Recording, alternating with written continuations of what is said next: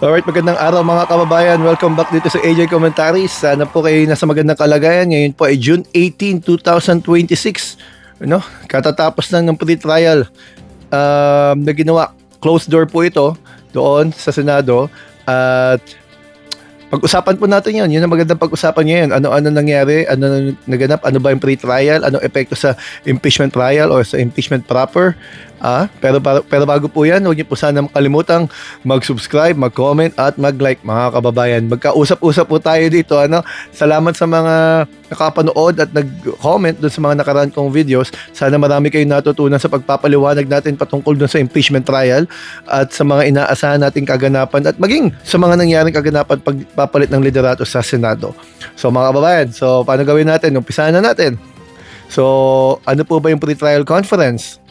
Doon po kasi ang pagkakataon ng both parties, defense and the prosecution, na ipresenta yung mga hawak nila na mga ebidensya, mga sagot, mga argumento para pagdating po ng impeachment proper, impeachment trial, hindi po sabog-sabog, wala pong surprises, wala pong mga kaganapan na hindi inaasahan.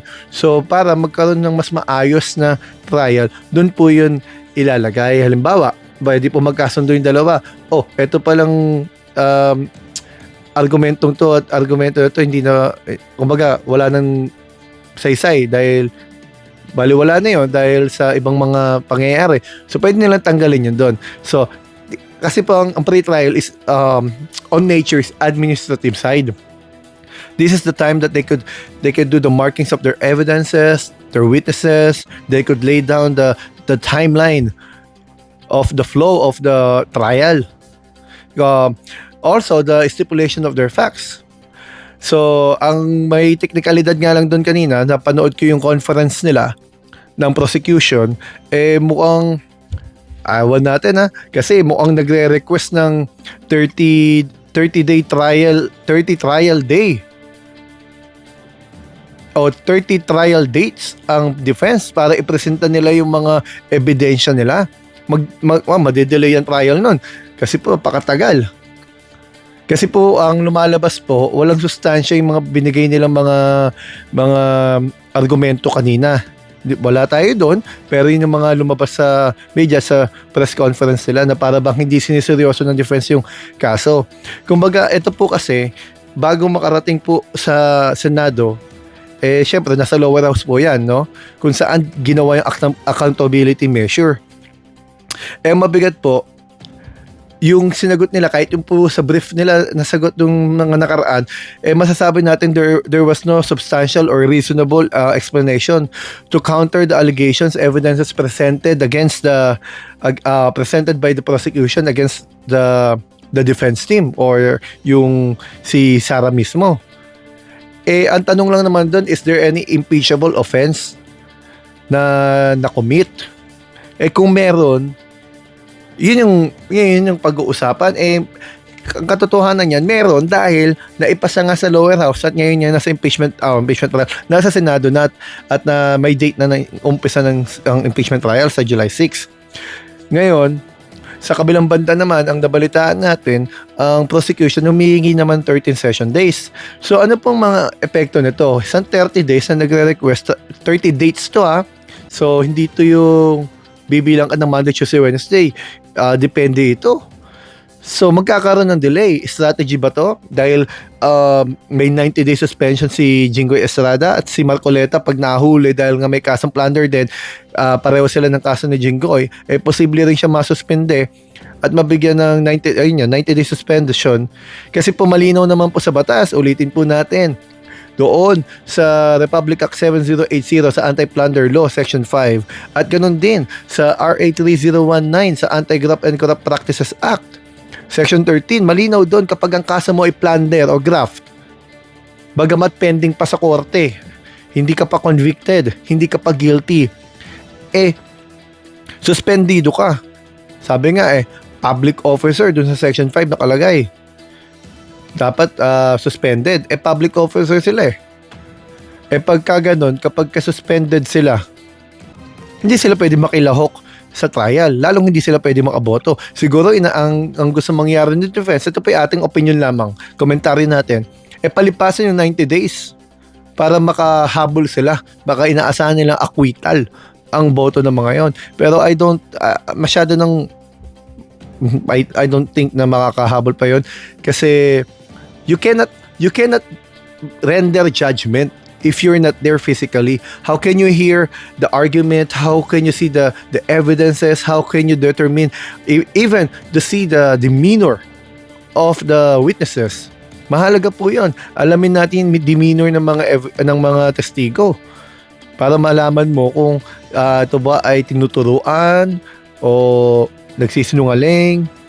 So I think it's one of the defense tactics to delay the process, kasi ang dapat nga dyan speedy trial no unnecessary delay. Speedy trial, hindi naman ibig sabihin nun lutong Macau o agad-agad. Hindi, I mean reasonable time, ipresenta ang mga ebidensya, ayusin ang mga argumento, pag-usapan doon sa korte, and let the flow of the trial dictates kung nasa na sila. Yun yung maganda sanang gawin. Pero syempre, both parties maglalaban dyan, no? Patibayan ngayon ng ebidensya. Ngayon na pagbibintangan yung mga senator judges na para may kinikilingan, which is dapat hindi, no? Dapat impartial sila. Pero may grupo kasi ng Duterte Black, may grupo rin naman na against sa kanila. So, pero sa pagkakataong nag-convene kasi ang impeachment trial, the political nature of Senate shall be diminished. Ano po ibig sabihin? Kasi papasok sila sa quasi-judicial Bagamat quasi-political din yun, pero ibig sabihin po nun, yung pagiging senador nila, iiwanan nila yung legislative function nila na maging mambabatas. Isusuot nila yung robe na sila magiging hukom. At alam naman po natin, sa hukom, nakapiring nga yun para hindi nakikita, walang biases Ano po? So, ang isa rin diyang pag-uusapan yung doon sa Article 11 Section 6 ng 1987 Constitution, yung 2/3 of all the members of the Senate. Ano ba yung of all the members? Ang katwiran ng iba, general rule is 24 sila, so 16. Alam niyo pa, paniniwala natin, yung framers ng Constitution, hindi nilagay yung 16, gaya sa quorum, hindi sinabing 13, kasi they leave the possibility of future events. Ano ibig sabihin ko? Ibig ko sabihin, yung 24 na yon, yung ginawa na yung Constitution, siguro naisip nila somehow, someday, pwedeng amendahan ng batas at gawing 36. For example lamang, ang mga senador. Kapag ka ganon, 16, kung nilagay nila 16 ang conviction, hindi yung konti lang nun kung 36 sila. So nilagay nila 2/3 of all the members. So, sabi doon sa Avellino versus Cuenco, bagamat quorum yung pinag-uusapan doon, hindi mo pwede bilangan yung beyond coercive power of the Senate. Halimbawa, nasa abroad, patay, nasa hospital, comatose, nakakulong. Paano mo bibilangin? Hindi sila pwede mag-participate. So, ang posible lang gawin dyan, mag-file ng motion ang prosecution na ang bilangin lang yung present as a judge. Kasi, you cannot render judgment nga naman kung, di ba, mga kababayan, paano ka magre-render ng judgment kung wala ka sa trial? Hindi mo nakita mga ebidensya, hindi mo narinig ang mga argumento, hindi mo nakita ang mga testigo. Basta magre-render ka lang ng judgment mo, guilty or not guilty, parang mahirap naman yun. Nasaan ang pagiging judicial branch nun? Ang lalabasan all political, kung kaalyado mo o hindi. So, yun naman ang dapat iwasan. So, maganda dyan, kasi pagka nag-motion ang prosecution team ng ganon, siyempre, ang mga senator judge, mag-uusap-usap yan agree ba tayo? Magbobotohan yan. Pero kukontra, of course, ang defense.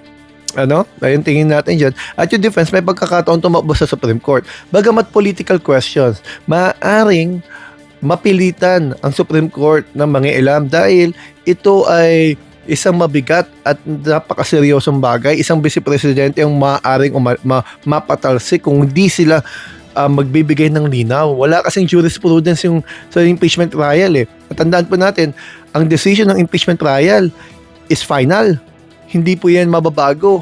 Hindi po yan maaapela sa Supreme Court. So final po 'yan kapag ang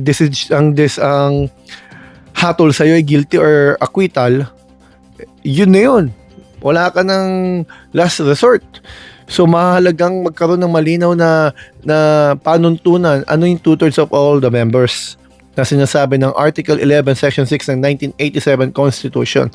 So, mga kababayan, sana may natutunan kayo at iiwanan ko sa inyo ang tanong na yon kung ano ang 2/3 of all the members. Sana mapaliwanag yan ng Supreme Court kung may magpe-petition man. At sana bumalik po kayo. Huwag niyo po kalimutan mag-subscribe, mag-comment at mag-like. Marami tayong napag-usapan maganda ngayon. Maraming salamat po sa inyo mga kababayan. AJ Commentaries po muli tayo.